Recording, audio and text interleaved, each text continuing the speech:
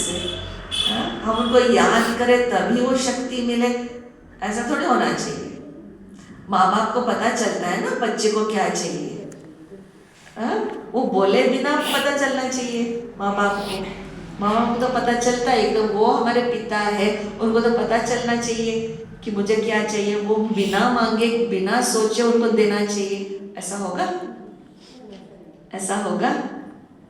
इस simple philosophy, simple एक technique है जिसमें केवल याद से कनेक्शन जोड़ो, वो एनर्जी फ्लो होता है। वहाँ ट्रेजर है, वहाँ भंडार है, वो शक्ति है परमात्मा के पास, लेकिन केवल कनेक्शन जोड़ने की जरूरत है बस। जो कनेक्शन जोड़ा तो एनर्जी फ्लो होना शुरू हो। कनेक्शन नहीं जोड़ेंगे वो एनर्जी नहीं फ्लो होगा। जैसे इलेक्ट्रिसिटी है, पावर हाउस है, लेकिन मेरे घर में वो कनेक्शन नहीं है तो फिर लाइट नहीं आएगा। कनेक्शन जोड़ना जरूरी है ना। पावर हाउस तो है लेकिन कनेक्शन नहीं है तो एनर्जी यहाँ तक नहीं आ सकता है ना। ऐसे ही मैं जब मन से सोचूं, ये सिंपल कनेक्शन है। मुझे बहुत कुछ कर्मकांड करने की जरूरत है ही नहीं है, केवल मन से याद किया तो वो एनर्जी फ्लो होना शुरू हो गया। सिंपल है, सिंपल है ना। जहाँ प्यार है ना वहाँ सहज हो जाता है। तो इसीलिए परमात्मा के लिए कहते हैं सर्व संबंधों से जब हम परमात्मा को याद करते हैं ना तो इजी हो जाता है। वो ऐसा नहीं है कि वो परमात्मा है, सर्वशक्तिमान है तो हम उनके चरणों के धूल है, नहीं। कहते हैं कि आप तो मेरे बच्चे हो, है ना। वो जो संबंध में फीलिंग है, प्यार है, तो फिर सब कुछ इजी हो जाता है ना। तो इसीलिए उस पावर के साथ जोड़ेंगे तो वो जल्दी एनर्जाइज हम हो सकते हैं। ये पॉजिटिविटी से भी हायर एनर्जी है।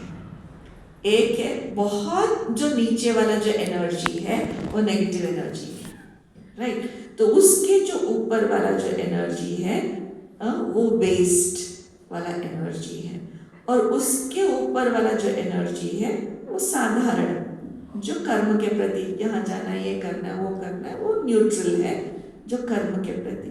और उसके जो हायर एनर्जी है वो है पॉजिटिव, है ना, सकारात्मक सोच, सकारात्मकता। और उससे भी हायर एनर्जी क्या है आपको पता है? पॉजिटिविटी से भी हायर एनर्जी क्या है पता है आपको? पॉजिटिव से भी हायर एनर्जी है श्रेष्ठ चिंतन, एलिवेटेड थॉट्स जिसको कहते हैं श्रेष्ठ चिंतन। श्रेष्ठ चिंतन क्या है? पॉजिटिविटी से भी हायर है, वो है आत्मचिंतन। श्रेष्ठ चिंतन क्या है? आत्मचिंतन। मैं अति सूक्ष्म ज्योति बिंदु आत्मा हूँ। इसमें बिलीफ है, इसमें विश्वास है कि आप आत्मा है। हम ह्यूमन बीइंग्स है ना। ह्यूमन बीइंग माना ह्यूमन डूइंग्स तो नहीं है। जो हम कर्म करते हैं उसके साथ अपने आप को आइडेंटिफाई करते हैं। आपका परिचय देने के लिए बोलेंगे तो क्या परिचय देते हैं आप? क्या परिचय देंगे? आप अपना नाम बताएंगे, आपका प्रोफेशन बताएंगे, आपका पोजीशन बताएंगे, है ना। ये जो भी परिचय है देह का है ना, ह्यूमन का है। ह्यूमन माना ये जो हड्डी मांस का पुतला है, ये शरीर है, वो ह्यूमन है। बीइंग कौन है? बीइंग क्या है? इस शरीर को जो लाइफ देने वाली जो एनर्जी है वो है बीइंग, वो है आत्मा, वो है रूह, वो है स्पिरिट। जो भी एनर्जी का है, कॉन्शियसनेस का है, जो भी एनर्जी है, ये दो अलग अलग है। बॉडी है जिसके अंदर वो एनर्जी है जिसको हम आत्मा कहते हैं, है ना। और वो आप कौन है फिर? आप बॉडी है, ह्यूमन है या बीइंग है? बॉडी है या आत्मा है? क्या कहेंगे? बॉडी है या आत्मा है? शरीर है या आत्मा है? जीवात्मा। ये सेफ आंसर है, जीवात्मा सेफ आंसर है। हाँ? जीवात्मा आत्मा है, क्योंकि ये शरीर जब ये डेड बॉडी खड़ा रहता है तो हम फिर भी रोता रहे, चले गए, हमसे बिछड़ गए, है ना? क्यों रो रहे हैं? शरीर तो है यहाँ, फिर भी हम क्यों रो रहे हैं? क्योंकि आत्मा उससे निकल गई ना, शरीर से। जो एनर्जी थी, उस व्यक्ति के साथ हमारा संबंध था, रिलेशनशिप था, वो आत्मा निकल गई। तो हम क्या हुए फिर?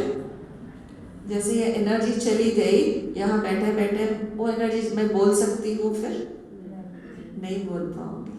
भले ही शरीर बैठा हुआ है, मुंह है, लेकिन फिर भी मैं नहीं बोल पाऊंगी, क्योंकि बोलने वाली मैं आत्मा हूँ।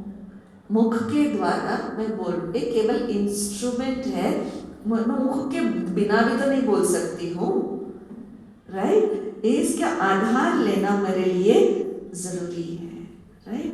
तो ये मेरा इंस्ट्रूमेंट है जिसके द्वारा मैं कर्म कर रही हूँ। ये दो, मैं आत्मा चैतन्य शक्ति हूँ जो इस शरीर के द्वारा मैं कर्म कर रही हूँ। जब ये मेडिटेशन के द्वारा मैं जब ये अनुभव करती हूँ, प्रैक्टिस करती हूँ, तो फिर धीरे धीरे मैं अपने कर्मेंद्रियों पर कंट्रोल करना सीख जाती हूँ, क्योंकि थॉट्स के ऊपर मेरा कंट्रोल आना शुरू हो गया।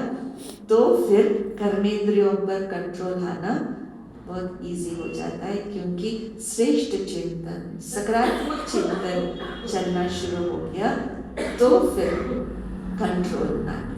यही राजयोग, बहुत मुश्किल नहीं है ना? योग हो, बाप रे बहुत मुश्किल है, राजयोग इतना बड़ा शब्द है, वो बहुत मुश्किल नहीं है।